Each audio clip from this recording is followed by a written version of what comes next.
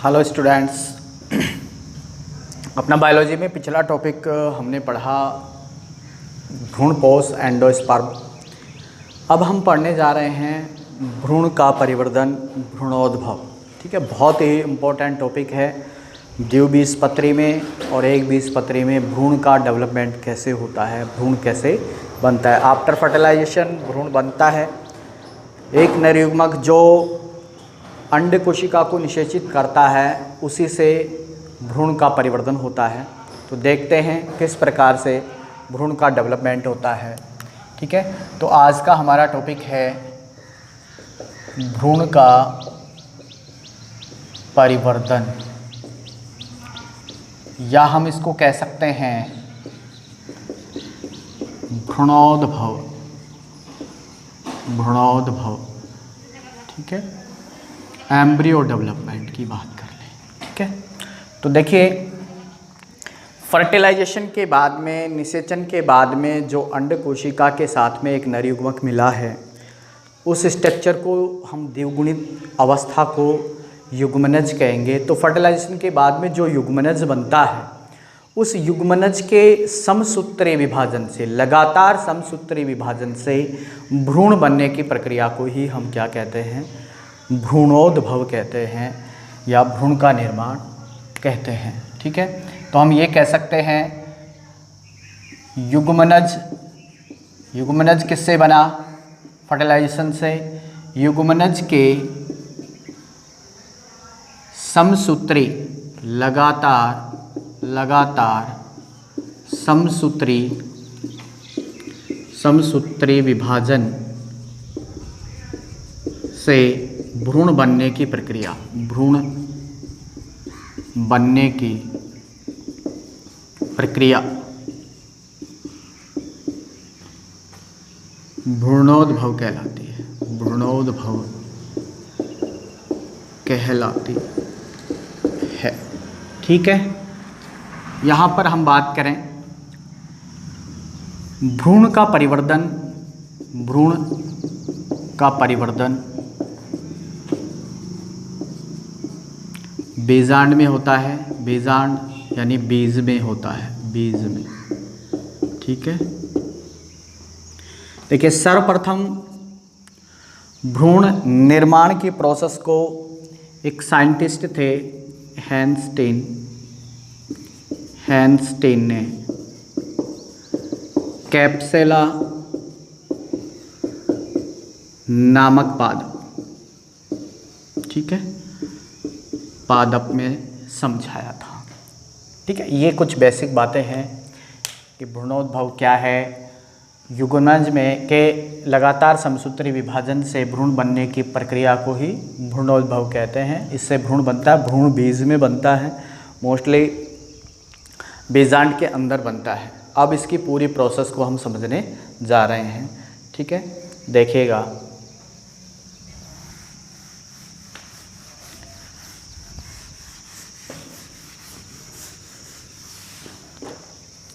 यहाँ पर हम बात कर लें, जैसे हमारे पास में ये बीजांड है। ठीक है, बीजांड है, इसमें जो प्रोसेस होती है बीजांड के अंदर कंप्लीट होती है।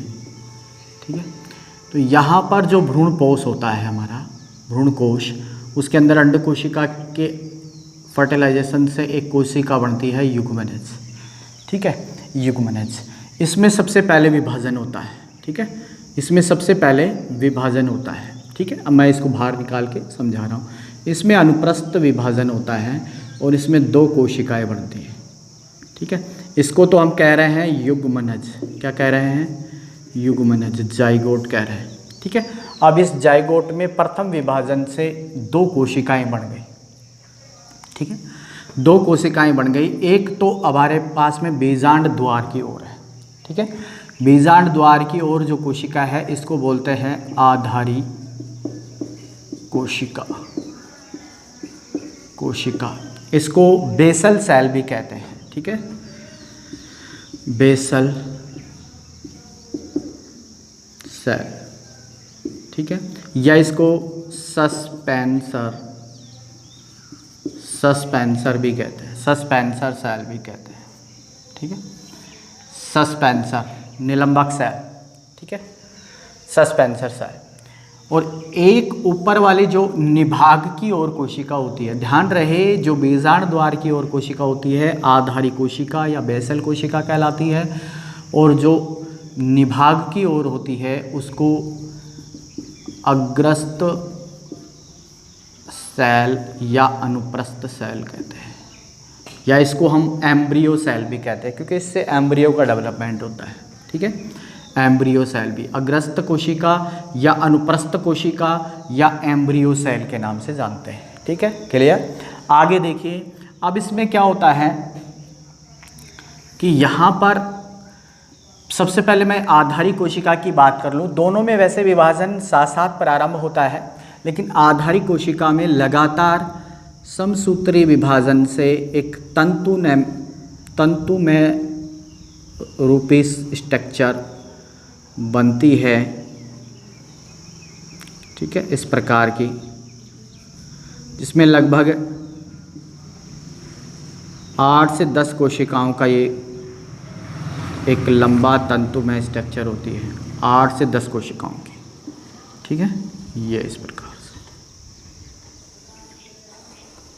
सबसे नीचे की कोशिका थोड़ी फूली हुई होती है, ठीक है।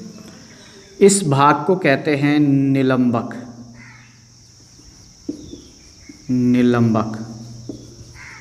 या इसको सस्पेंसर भी कहते हैं, ठीक है, सस्पेंसर, ठीक है, इसको सस्पेंसर कहते हैं। इसकी जो लास्ट कोशिका है, ठीक है, ये लास्ट कोशिका मोस्टली क्या बना लेती है, मूल का चूस्कांग बना लेती है, ठीक है, चूस्कांग।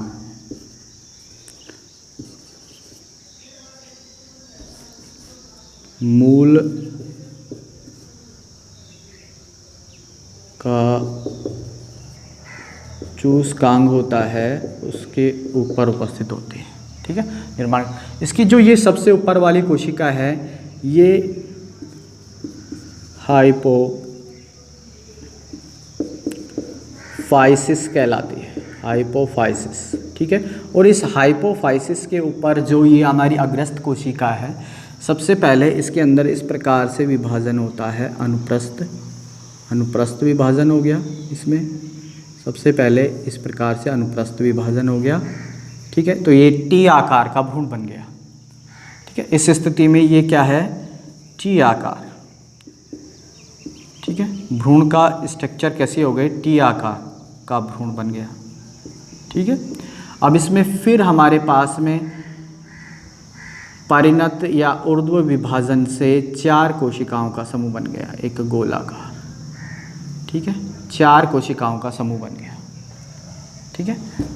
नेक्स्ट स्टेप में ये 4 कोशिकाओं का समूह बन जाता है, अभी दिखाता है इधर, देखिएगा, यहाँ पर इसमें फिर विभाजन होगा, परिणत विभाजन होगा, और इस प्रकार से 4 कोशिकाओं का एक स्ट्रक्चर बन जाएगी हमारे पास में, इस प्रकार से।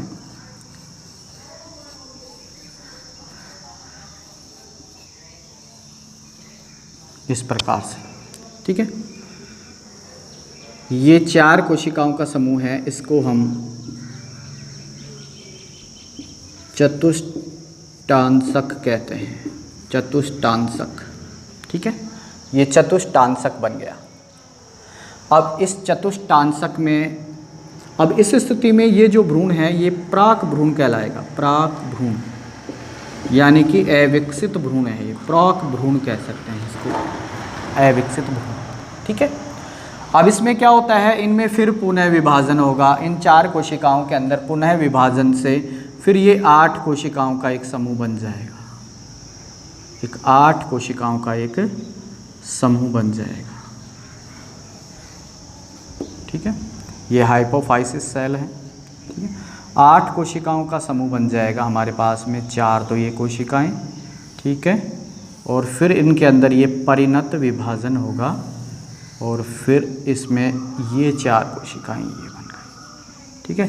ये 8 कोशिकाओं युक्त ये जो भ्रूण हैं, ठीक है, इस कंडीशन में इस भ्रूण की जो स्ट्रक्चर है वो क्या होगी, गोलाकार होगी, गोलाकार भ्रूण, ठीक है, ये हमारे पास में गोलाकार भ्रूण हो गया और इसको बोलते हैं अष्टांशक स्ट्रक्चर, ठीक है। और ये गोलाकार भ्रूण है हमारे पास में, गोलाकार।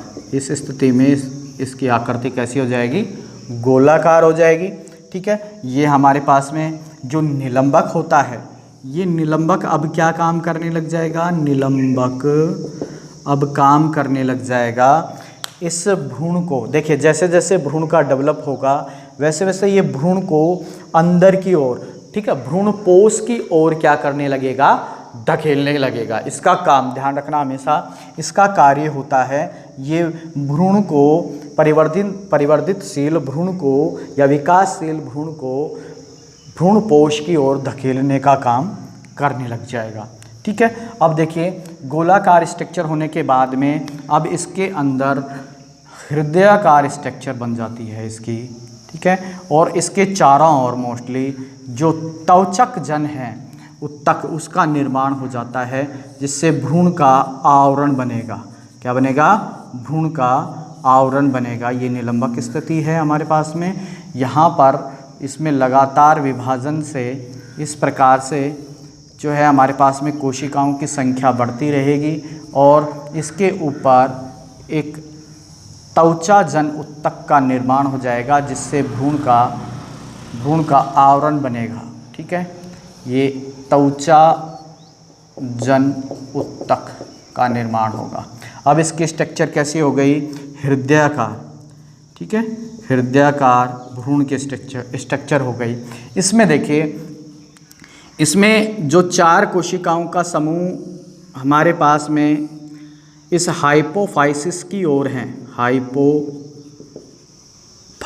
की ओर जो 4 कोशिकाओं का समूह है, ध्यान रखना इन 4 कोशिकाओं के समूह को कहते हैं हाइपोबेसल।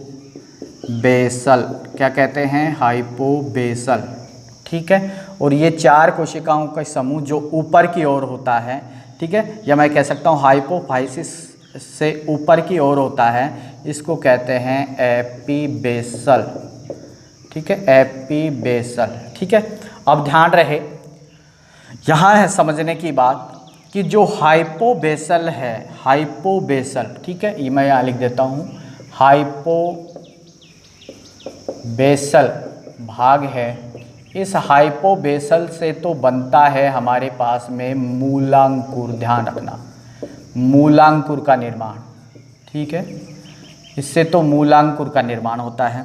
और ये 4 कोशिकाओं का ऊपर एपीबेसल है, ठीक है, इस एपीबेसल से, एपीबेसल समूह से बनता है परांकुर का निर्माण, परांकुर का निर्माण होता है, ठीक है। और ये जो मूलांकुर परांकुर हैं, इसका जो चोल बनाती है ये हाइपोफाइसिस कोशिका बनाती है, ठीक है, ये कोशिका इनका चोल बनाती है। यहाँ तक क्लियर। देखिए अब आगे जाके क्या होता है, मैं इसको यहाँ पर समझाने की कोशिश करूँगा, ठीक है।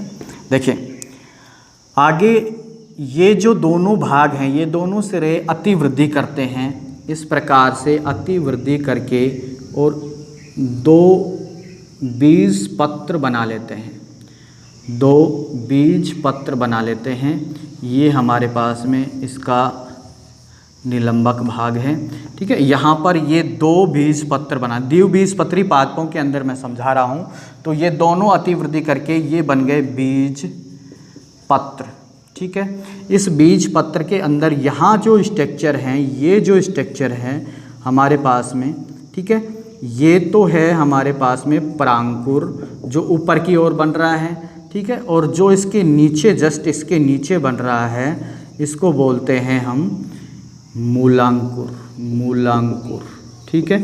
जो अंकुरण के समय, बीज अंकुरण इस भ्रूण में मूलांकुर मूल तंत्र का यानी जड़ तंत्र का निर्माण करता है और परांकुर प्रोहर तंत्र का निर्माण करता है। ये बीज पत्र हैं, इस बीज पत्र का जो ये अक्षीय भाग है, ठीक है, ये अक्ष वाला भाग है, ठीक है। इस अक्ष के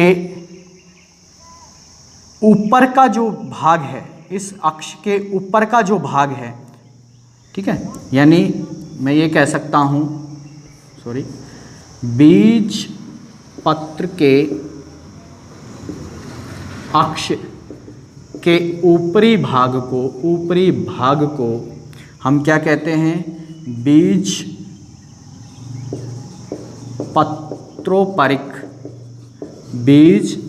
पत्रोपरिक कहते हैं। ठीक है, ऊपर वाले भाग को, और इसके नीचे वाले भाग को हम कहते हैं बीज पत्राधार कहते हैं। यानी इसके अक्ष के ऊपर वाले भाग को, बीज पत्र के ऊपर वाले भाग को हम कह देंगे बीज पत्रोपरिक, और उसके नीचे वाले भाग को हम कह देंगे बीज पत्राधार। ठीक है, इस प्रकार से जो है द्विबीजपत्री जो भ्रूण है उस भ्रूण का डेवलपमेंट होता है। दोबारा से समझ लीजिएगा, जैसे फर्टिलाइजेशन के बाद में अंड कोशिका है, द्विबीजपत्री में बता रहा हूँ। ठीक है, ये जो युग्मनज जो कोशिका बनी फर्टिलाइजेशन के बाद में, इस कोशिका के अंदर सबसे पहले अनुप्रस्थ विभाजन से 2 कोशिकाएं बनेंगी। ठीक है, इन दोनों कोशिकाओं में जो नीचे की ओर बीजांड द्वार की ओर कोशिका है उसको आधारी सेल या बेसल सेल कहेंगे, या इसको सस्पेंसर सेल कहेंगे। देखिए, इसको सस्पेंसर सेल क्यों कह रहे हैं, क्योंकि इससे सस्पेंसर का निर्माण होता है, यानी निलंबक का निर्माण होता है, इसीलिए इसको सस्पेंसर सेल कहेंगे। इसके ऊपर वाली जो निभाग की ओर सेल होती है उसको अग्रस्थ कोशिका का नाम देते हैं, या इसको अनुप्रस्थ कोशिका का नाम देते हैं। ठीक है, इसको एम्ब्रियो सेल भी कहते हैं। इसको एम्ब्रियो सेल क्यों कहते हैं, क्योंकि इस कोशिका से मुख्य रूप से एम्ब्रियो का निर्माण होता है, भ्रूण का निर्माण होता है, इसलिए इसको एम्ब्रियो सेल भी कहते हैं। अब देखिए, ये 2 कोशिका बन गई। अब क्या होता है, साथ साथ ही दोनों में विभाजन होता है। आधारी कोशिका के अंदर मोस्टली अनुप्रस्थ विभाजन, लगातार अनुप्रस्थ विभाजन से एक तंतु में स्ट्रक्चर बनती है। 8 से 10 कोशिकाओं की एक तंतु में स्ट्रक्चर बनती है, जिसको निलंबक कहते हैं, सस्पेंसर कहते हैं। उसी समय ऊपर जो अग्रस्थ कोशिका है या एम्ब्रियो सेल है, उसमें भी अनुप्रस्थ विभाजन से, ठीक है, 2 कोशिकाएं बनती हैं। इस स्ट्रक्चर को हम टी आकार का भ्रूण कहते हैं, या टी आकृति का भ्रूण बोलते हैं। ठीक है, जो सस्पेंसर में या निलंबक में सबसे ऊपर वाली जो भ्रूण के पास वाली कोशिका होती है उसको हाइपोफाइसिस कहते हैं, और जो अंतिम कोशिका होती है उसको जो है हम चूस्कांग सेल भी कह सकते हैं इसको, क्योंकि ये बाद में जाके मूल गोप का निर्माण करती है, मूल की कैप बनाती है। ठीक है, मूल तंत्र है उसकी कैप का निर्माण करती है ये जो सेल होती है। ठीक है, अब देखिए इसके बाद क्या होता है, इन दोनों कोशिकाओं में फिर परिणत विभाजन, और विभाजन से 4 कोशिकाएं बनती हैं गोल। ठीक है, इस स्ट्रक्चर को कहते हैं चतुष्टांशक कहते हैं। ठीक है, ये एम्ब्रियो अभी गोल स्थिति के अंदर है। इसके बाद में फिर इसके अंदर परिणत विभाजन से 8 कोशिकाएं बनती हैं, समकोणीय विभाजन होता है ये। ठीक है, जिसकी वजह से 8 कोशिकाओं का एक समूह बनता है, एक गोलाकार स्ट्रक्चर बनती है, प्राक भ्रूण होता है। इस कंडीशन में ये प्राक भ्रूण है, अविकसित भ्रूण है। ठीक है, उसके बाद में धीरे धीरे इस भ्रूण के अंदर, गोलाकार भ्रूण है ये, हृदयाकार भ्रूण में बदल जाता है, हृदय की जैसी स्ट्रक्चर हो जाती है। और इसकी जो हाइपोफाइसिस की और 4 कोशिकाओं का समूह है, उन कोशिकाओं के समूह को हम कहते हैं हाइपोबेसल सेल कहते हैं, हाइपोबेसल भाग कहते हैं। ठीक है, और इससे जस्ट ऊपर वाली 4 कोशिकाओं के समूह को एपीबेसल भाग कहते हैं। यहाँ ध्यान रखने की बात है, हाइपोबेसल भाग है उससे मूलांकुर का निर्माण होता है, और एपीबेसल भाग है उससे प्रांकुर का निर्माण होता है। राइट, अब उसके बाद में क्या होता है कि इसकी जो पार्श्व की जो कोशिकाएं होती हैं, ठीक है, इसके ऊपर जो त्वचाजन है वो आवरण बना लेगा, और इसकी पार्श्व की कोशिकाओं में अतिवृद्धि होगी, और अतिवृद्धि होने से, ठीक है, इनके अंदर क्या होगा, 2 बीजपत्र बनेंगे। क्योंकि द्विबीजपत्री भ्रूण है तो इसमें 2 बीजपत्र बनेंगे। ठीक है, और इस बीजपत्र का जो अक्ष वाला भाग है, उस अक्ष वाले भाग के अंदर प्रांकुर और मूलांकुर उपस्थित होंगे। ठीक है, अब इसके अक्ष के जो अक्ष का जो ऊपरी भाग है, ठीक है, बीजपत्र के अक्ष का जो ऊपरी भाग है, उस ऊपरी भाग को हम कहते हैं बीजपत्रोपरिक कहते हैं, और जो नीचे वाला भाग है उसको बीजपत्राधार कहते हैं। इस प्रकार से जो है द्विबीजपत्री पादपों के अंदर भ्रूण का डेवलपमेंट होता है। ठीक है, इसका स्क्रीनशॉट ले लीजिएगा। ठीक है, अब देखिए, अगर हम एक बीजपत्री भ्रूण के डेवलपमेंट की बात करें तो मोस्टली प्राक भ्रूण बनने तक की जो प्रोसेस होती है वो सेम होती है एक बीजपत्री में भी और द्विबीजपत्री में भी, लेकिन उसके आगे, ठीक है, उसके आगे एक बीजपत्री भ्रूण के अंदर जो ये हृदयकार स्ट्रक्चर होती है, ये हृदयकार स्ट्रक्चर नहीं बनती है। इनमें केवल एक ही बीजपत्र का निर्माण होता है। ठीक है, जिसको स्कूटेलम के नाम से जानते हैं, स्कूटेलम ध्यान रखना के नाम से जानते हैं, आप उसको देख लीजिएगा। ठीक है, और इनके अंदर क्या होता है, प्रांकुर और मूलांकुर के ऊपर, दोनों के ऊपर चोल पाया जाता है। ठीक है, मूलांकुर चोल और प्रांकुर चोल का निर्माण होता है।